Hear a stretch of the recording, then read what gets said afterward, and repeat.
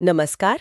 आज हमारे पास ये जो दस्तावेज है, मीराबाई कृष्ण प्रेम की अमर गाथा, हम इस पर थोड़ी गहराई से बात करेंगे जी। इसमें मीराबाई का जीवन, उनकी वो जबरदस्त भक्ति, उसके बारे में बताया गया है। हाँ। तो चलिए देखते हैं इसमें क्या खास है, और मीरा की जो अटूट लगन थी और उनके रास्ते में जो मुश्किलें आईं उनको समझने की कोशिश करते हैं। हाँ, बिल्कुल। हम बात कर रहे हैं 15वीं सदी की एक राजपूत राजकुमारी, हाँ। जो कृष्ण के प्रति अपनी बहुत गहरी भक्ति के लिए जानी जाती हैं। हाँ। ये जो दस्तावेज है, ये उनके जीवन की जो मुख्य घटनाएं हैं और उनकी भक्ति का जो जज्बा है, उस पर रोशनी डालता है। अच्छा। जैसे उनका जन्म 1498 के आसपास मेड़ता में हुआ। हाँ। और कैसे बचपन से ही कृष्ण उनके लिए, आप कह सकते हैं, सब कुछ बन गए। खासकर वो एक वाक्य है जब एक साधु से उन्हें मूर्ति मिली थी। हाँ हाँ, वो कहानी। और उन्होंने उसे ही अपना पति मान लिया बचपन में ही। और ये बात भी तो है कि वो 15वीं सदी की राजपूत राजकुमारी थीं।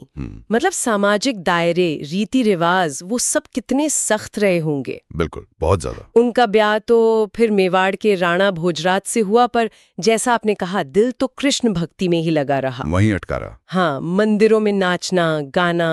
अब जाहिर है ये बातें दरबार को, ससुराल वालों को कैसे पसंद आती। बिल्कुल। और ये जो विरोध था ना, ये सिर्फ बातों तक या नाराजगी तक ही नहीं रुका। अच्छा। दस्तावेज में साफ तौर पर जिक्र है कि उन्हें रास्ते से हटाने की कोशिशें हुई, यहाँ तक कि जहर देने की साजिश भी रची गई। जहर? हाँ, इसमें बताया गया है कि कैसे विष का प्याला उन तक पहुंचाया गया। और ये ही घटना तो सबसे ज्यादा चौंकाने वाली लगती है ना? हाँ। इस दस्तावेज में से कैसे दिखाया गया है, क्या बस एक चमत्कार की तरह के भाई प्रसाद समझकर पी लिया और वो अमृत बन गया, या कुछ और? ज्यादातर तो इसे उनकी भक्ति की शक्ति और कृष्ण की कृपा के प्रतीक के तौर पर ही दिखाया गया है।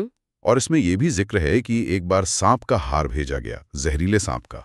अरे बाप रे! लेकिन कृष्ण कृपा से उन्हें कोई नुकसान नहीं हुआ। तो ये घटनाएं एक तरह से दिखाती हैं कि बाहरी दबावों के बावजूद उनकी आस्था कितनी मजबूत थी। कमाल है।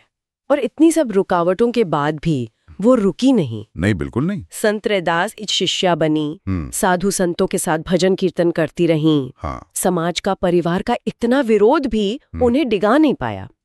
उनके भजन तो आज भी हम सुनते हैं। बिल्कुल। पायो जी मैंने राम रतन धन पायो। हाँ, वही। ये सब उसी गहरी लगन की कहानी कहते हैं। सही कहा। और ये समर्पण इतना बढ़ गया कि आखिरकार उन्होंने मेवाड़ छोड़ दिया। हाँ, दस्तावेज बताता है कि वो द्वारका चली गई और वहां फिर रणछोड़ जी के मंदिर में पूरी तरह बस भजन कीर्तन में रम गई।